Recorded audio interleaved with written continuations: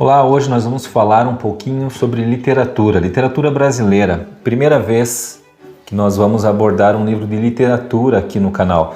Bom, não dá para ver qual é a obra assim, né, de pronto, porque a minha edição é um pouco antiga. Esse aqui é o livro Memórias Póstumas de Brás Cubas, de Machado de Assis. Então é sobre esse livro. A minha versão, ela é de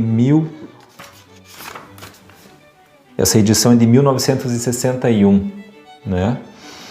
E certamente depois eu vou deixar algum link aqui obviamente, de alguma edição mais recente, mas essa será a minha indicação de leitura para o vídeo de hoje e vamos conversar um pouquinho sobre ela.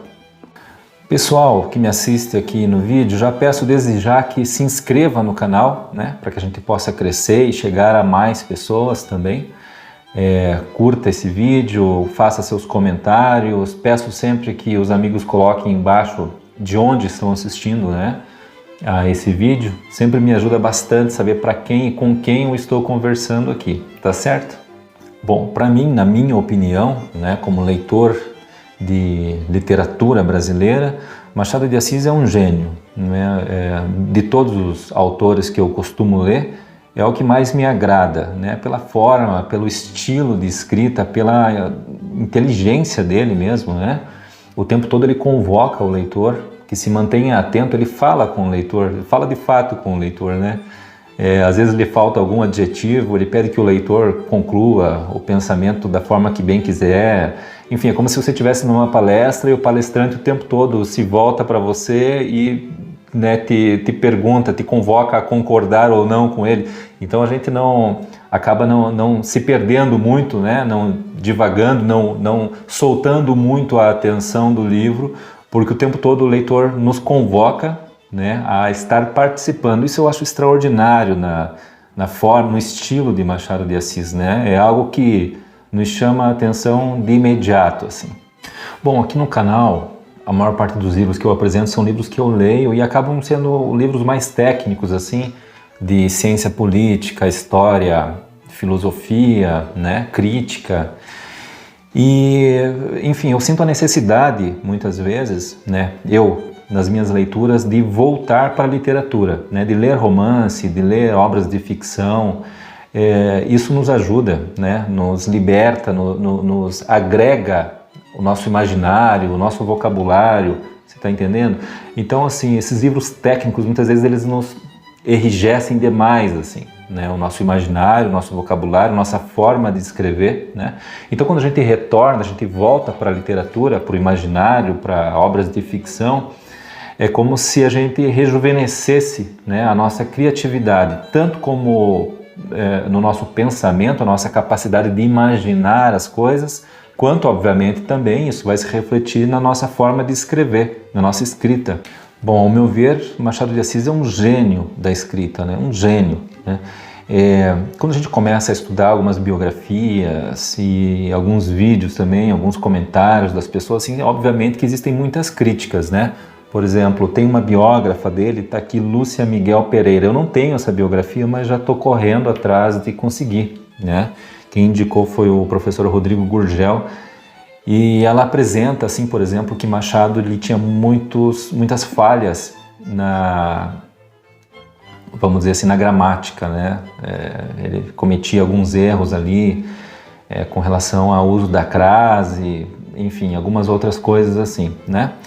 Bom, isso em nada diminui a grandeza, né? Até porque a língua portuguesa é extremamente complexa. Mas a grandeza de Machado de Assis é, sim, né? Ele é, para mim, um doutor da escrita, ele é um doutor da gramática. Você vê que até ele tinha lá seus probleminhas, suas pequenas falhas, né? Mas vai muito além disso, a forma genial, né, com que ele manipula a língua portuguesa, ele faz o que quer, ele leva o leitor aonde ele quer e com uma elegância extraordinária. Quem já leu Machado de Assis sabe do que eu estou falando, né? Quem não leu, obviamente o vídeo é para essa finalidade aí, para motivá-los a buscar uma obra, né, de Machado de Assis e ter o primeiro contato. Vocês vão perceber o seguinte, que de imediato, às vezes, a gente não consegue encontrar exatamente a fluência da leitura, né? Você percebe que até pelo período em que foi escrito, né, 1800 e alguma coisa, você vai sentir essa dificuldade, assim, por exemplo, o que ele está falando, né, que palavra que é essa? Então o tempo todo você tem que estar recorrendo ao dicionário, né, e sugiro que faça, porque tem sacadas dele assim extraordinárias. E assim, a forma muito engraçada, né, muito divertida, o humor de Machado de Assis, né, ele nos faz compreender rapidamente, né, esse humor, esse senso de humor dele, né? Então assim, nós estamos falando, vamos voltar para o livro aqui, nós estamos falando de uma memória póstuma, ou seja, o sujeito faleceu, ele está morto, né? Ele está nos contando aqui a história dele de vida, mas ele já morreu, memória póstuma, né? De Brás Cubas. Então isso tem tudo para ter um ar mórbido, né? Uma coisa fúnebre assim, a morte, aquela coisa e tal. E Machado é tão genial que ele consegue nos dar um certo prazer, assim, né? De diversão mesmo, no sentido de diversão, de motivação para continuar lendo, né? E a gente vai encontrando graça, né, nas coisas todas, assim, inúmeras vezes. Essa é a segunda leitura minha dessa obra aqui, né? Na segunda leitura eu tive uma fluência realmente bacana, assim, acho que na próxima, eu costumo buscar pelo menos umas 3 leituras, na próxima eu vou certamente encontrar elementos que a primeira e a segunda leitura não me deram, né? Bom, esse vídeo está muito maluco, né? Ele vai e volta e tal, mas não tem problema nenhum, porque nós estamos falando de Machado de Assis e dado o momento do livro aqui, ele adverte o leitor que não se incomode com essa forma de escrita que parece mais com o andar de um bêbado, né? De um ébrio, assim, ele dá 2 passos para frente, 1 para trás, vai e volta e vai. Então acabou que o vídeo também vai ficar um pouco desse jeito aí. Ao verme que primeiro roeu as frias carnes do meu cadáver, dedico com saudosa lembrança essas memórias póstumas. Então essa é a forma, né, que Machado começa o livro. Ele começa dedicando essa memória póstuma ao verme que primeiro roeu suas frias carnes. Então ele tem aí, né, um ar meio pesado, assim, né, mórbido e tal, mas conforme o livro vai começando, você vai entendendo, né, o tom da brincadeira de Machado de Assis e o tom no qual ele vai conduzir a obra toda, e aí começa a diversão, começa o prazer, né, de ler Machado de Assis.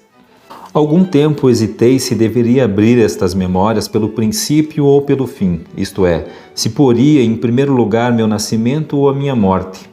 Suposto que o uso vulgar seja começar pelo nascimento, 2 considerações me levaram a adotar diferente método. A primeira é que eu não sou propriamente um autor defunto, mas um defunto autor. Para quem acampa, foi outro berço. A segunda é que o escrito ficaria assim mais galante e mais novo. Moisés, que também contou a sua morte, não a pôs no introito, mas no cabo. Diferença radical entre este livro e o Pentateuco. Bom, então aqui a gente vê assim um pouco da elegância, né, da sutileza de Machado de Assis, da escrita de Machado de Assis. Isso é extraordinário, é uma forma que a gente não encontra, é um estilo que a gente não encontra hoje, né, em novos autores. E isso é muito característico dele. Na verdade, eu acho que mesmo os contemporâneos a Machado de Assis também não tinham essa elegância toda para escrever, né? Então isso realmente nos dá muita vontade, né, de buscar essa fluência da leitura dos escritos de Machado de Assis. Bom, o objetivo, obviamente, do vídeo não é ser um tutorial para quem vai prestar vestibular, né? Eu não pretendo algo tão frio, técnico com o vídeo, né? Mas o objetivo é fortalecer um pouco mais essa relação nossa, né, adultos e jovens, com a literatura, com o que ela pode nos dar para a nossa vida cotidiana, né? Buscar elementos na literatura, elementos de beleza, elementos de erudição, de conhecimento, de autoconhecimento, de conhecimento da alma humana, da condição humana, e nisso Machado de Assis é um perito. Eu nunca li outro autor que demonstrasse tão tranquilamente, conhecer tão bem a alma humana. Bom, eu já vi vários comentários, análises e depoimentos, debates sobre o Brás Cubas, o personagem principal do livro, e eu não sei, eu acho que muitas vezes as pessoas têm um entendimento meio estranho assim do personagem. Elas dizem assim que ele era um playboy da época dele, né? Então ele não precisava trabalhar, ele era um sujeito que não tinha eira nem beira, que vivia, né, como bem entendia, ou seja, era um sujeito inútil para a sociedade, né? Eu não sei, eu acho uma análise muito equivocada desse personagem principal da obra, né? O Brás Cubas, na verdade, sim, ele nasceu numa família já mais abastada, né? Ele teve ali na sua adolescência, ele teve uma paixão, né, por uma moça, Marcela, né? Então ali ele começa a aflorar, né, esse sentimento dele, né, de amor, de paixão, da adolescência, em que a gente não sabe, parece que o mundo se resume às paixões imediatas e tal, e ali começa toda a trajetória de vida dele, né? Você vai perceber que durante todo o livro, os maiores crivos do livro, né, eles são os amores de Brás Cubas, né? Ou seja, o relacionamento dele com as mulheres, né? É ali que Machado realmente nos faz assim compreender a condição humana, né? A postura de Brás Cubas diante desses sentimentos de amor, de traição, de conduta, enfim. Bom, eu não gostaria de me ater aqui nessa resenha aos personagens, a quem fez parte da vida ali de Brás Cubas e tudo mais, né? Mas tem dois pontos importantes que a gente pode até falar um pouquinho, duas pessoas de extrema importância na vida dele. A primeira é a primeira grande paixão da vida dele, Marcela, né? Uma moça já na adolescência dele ali, que por conta dela ele foi deportado pela própria família para Portugal. Mandaram ele para fora do Brasil para que ele, né, fizesse seus estudos acadêmicos lá, e afastaram assim ele de Marcela, onde ele gastava todo o dinheiro dele ali, né, para conquistar o amor verdadeiro dela. Mas quando você estiver lendo o livro, você vai ver que Marcela tem uma personalidade e uma forma de amar que, né, enfim, não vou entrar em detalhes aqui, fica para quem tiver curiosidade aí de conhecer a obra. Então, ela marca ali o primeiro grande amor assim da vida de Brás Cubas, né? É extraordinário ver a entrega dele, ele acreditando em coisas extraordinárias, sentindo pela primeira vez, né, ali as grandezas, né, de uma grande paixão e tudo mais. Enfim, dessa forma ele é deportado pela própria família, pelo pai, pela mãe, nessa viagem para fora, para Portugal. Ele pela primeira vez tem contato ali com a morte, né? Havia uma enferma que era esposa do capitão do navio onde ele foi para Portugal, ela falece no meio do caminho. O capitão ele escreve alguns sonetos, apresenta para Brás Cubas e tal. Enfim, eles se tornam amigos ali, e quando ele volta, ele volta para o Brasil, ele reencontra Marcela em uma outra condição, e é quase que aquela coisa assim, tipo, nossa, como é que eu pude gostar, né? Como é que eu pude sentir tudo aquilo por essa pessoa? Mas enfim, é super bacana. Esse é o primeiro amor, né? Ele teve alguns, né? Esse é o primeiro amor, primeira paixão de Brás Cubas.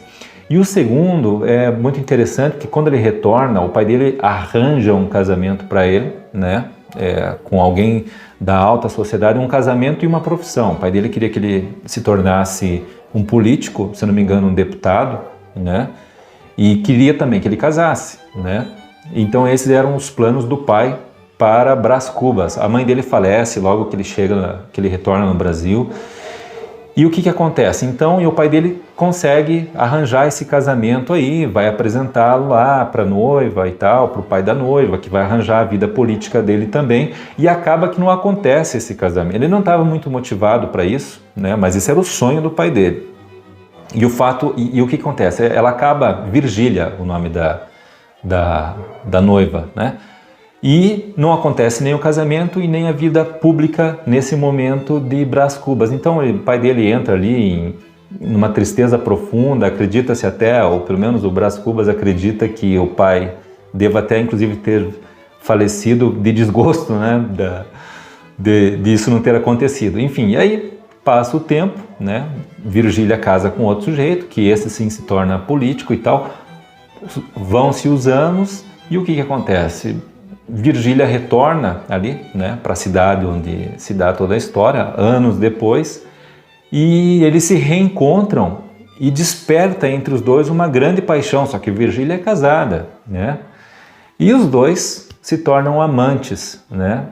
E nesse momento do livro se dá ali confissões, assim, lembrando, gente, uma coisa muito importante, né? O tempo todo o personagem ele nos diz assim, né? Ele fica meio, poxa, será que eu conto isso aqui ou não? Ah, vá lá, eu tô morto mesmo, então eu não tenho pudor nenhum, né? Eu não tenho o que esconder, então eu vou contar tudo, já que tem que contar, eu vou contar tudo. Então isso dá uma grandeza pro livro, assim, tipo uma confissão que nós em vida, assim, poxa vida, eu não posso falar isso, né? Só que pro autor, pro personagem, tanto faz, porque ele já faleceu, então não há pudores. Então nesse momento da vida dele, o livro se torna extraordinário, assim. Então ele começa a falar sobre sentimentos, assim, que a gente não consegue falar, né? Nem em confissão, nem em terapia, são coisas que são difíceis da gente falar. Só que ali está um pouco a grandeza do livro, assim, sabe? Dessas confissões, assim, essas memórias, elas são confissões de uma pessoa que não tem mais o que esconder, porque ela já não vive mais, né? Então, ali, nesse relacionamento com Virgília, o livro realmente fica extraordinário. Bom, mas eu acho que eu estou entrando aqui no estilo de Machado de Assis, né? Eu estou indo e voltando. Mas lá no começo do livro é muito óbvio para a gente que quem está nos contando a história é um defunto, né? Que ele morreu e tal. Só que conforme a história, o livro vai acontecendo, realmente fica tão envolvente que a gente esquece lá pelas tantas, a gente esquece que quem conta a história, que o autor, né? Que a voz lírica ali é o defunto, de que ele morreu, de que aquilo já se trata da memória e não do que está acontecendo naquele momento. Então é extraordinário isso, a gente consegue realmente mergulhar na história, bem bacana. Ainda falando sobre o humor, né, a graça de Machado de Assis, assim, eu disse que em vários momentos eu dei muita risada, assim, certo momento quando ele é informado pelo pai, né, de que ele vai casar com Virgília e tal, aquela coisa toda, ele está recluso numa casa de campo e tal, e ele precisa voltar para a cidade, né? Só que antes de voltar, ele decide visitar uma amiga dele, né? E quando ele visita essa amiga, o pai dele já está esperando ele na cidade, ele visita a amiga, ele chega lá e ele acaba vendo que a filha da amiga é muito bonita, né? E ele acaba, de certa forma, ali ficando um pouco mais, né, no campo por conta da beleza da menina, enfim, acaba, né, eles tem um pequeno envolvimento ali, acaba acontecendo um beijo e tal, aquela coisa toda. E acontece um episódio muito engraçado, né? Porque, inclusive tem uma frase, a primeira vez que ele vê a menina anda bem lentamente, se aproxima da mãe e tal, né? Só que num dia posterior, eles saem para um passeio, ele, né, Brás Cubas, a mocinha e a mãe da mocinha. E ele percebe que ela tem um andar um pouco diferente, assim, ela manca, né? Tem um certo, né, uma diferença ali. E ele pergunta para a moça se ela machucou o pé, né? E ela fala, não, eu sou coxa, né? Ou seja, ela tem uma deficiência na perna. E nesse momento, não pela moça, mas por ele, em pensamento, a gente dá muita risada, porque ele começa a se ofender muito, assim, né? Como, que bobalhão que eu sou, que coisa... Enfim, né, é um dos grandes momentos muito engraçados, assim, dele, né, se autoflagelando ali por ter dito uma coisa completamente descabida daquela. Enfim, no contexto da história, isso acontece várias vezes, assim, a gente acaba dando muita risada. Bom, gente, o livro ele é repleto, assim, né, de divagações filosóficas, assim, muito interessantes. Até Machado de Assis traz um personagem amigo de infância, traz ele novamente para a história já na idade adulta, que esse sujeito é um filósofo que criou ali uma teoria filosófica e tal, e trava junto ali com Brás Cubas vários diálogos, assim, né, sobre a existência humana, sobre o sentido da vida, enfim, né, você vê claramente ali que a filosofia sempre fez parte do cotidiano, né, de Machado de Assis. Então ele insere isso não apenas nessa obra, mas em várias outras que eu li também, né? Isso está sempre presente, assim, sabe? Esse diálogo com a condição humana, assim. Então o livro está repleto disso, só que sempre muito bem inserido, assim, no contexto do livro, né? Então isso a gente acaba, até quem não gosta muito de filosofia, não gosta de pensar sobre as grandes coisas da vida, né? E Machado tem essa sutileza de pegar questões muito profundas e trazer para a obra dele de uma forma completamente leve. Tem um capítulo que ele trata sobre a ponta do nariz. Eu acho que eu vou até concluir aqui esse vídeo com uma breve leitura desse capítulo que vale a pena, assim. Então ele faz isso, ele vai intercalando, sabe, na hora que o livro começa a ganhar que a história começa a ganhar uma densidade muito grande, assim, sabe, se acaba entrando muito ali na tragédia da vida e tal, ele cria uns hiatos extraordinários, assim, tipo, ele cria um capítulo, às vezes ele fala assim, bom, esse capítulo aqui é só pra gente relaxar mesmo, daí ele escreve só isso e acaba o capítulo, assim, sabe, então ele simplesmente faz o que quer com o leitor e com a gramática, assim, ele usa a língua portuguesa de uma forma extraordinária, brilhante, assim, né. Gente, muito obrigado por acompanharem esse vídeo até esse momento. Aqui mais uma vez peço que vocês, caso ainda não tenham feito, se inscrevam no meu canal, deixem seus comentários, deixem sugestões, críticas, se forem respeitosas, escrevam embaixo aqui e conto com vocês para a continuidade desse canal, tá certo? Muito obrigado e até o próximo vídeo. Capítulo 49. A ponta do nariz. Nariz. Consciência sem remorsos, tu me valeste muito na vida. Já meditaste alguma vez no destino do nariz, amado leitor? A explicação do Dr. Pangloss é que o nariz foi criado para o uso dos óculos. E tal explicação, confesso, que até certo tempo me pareceu definitiva.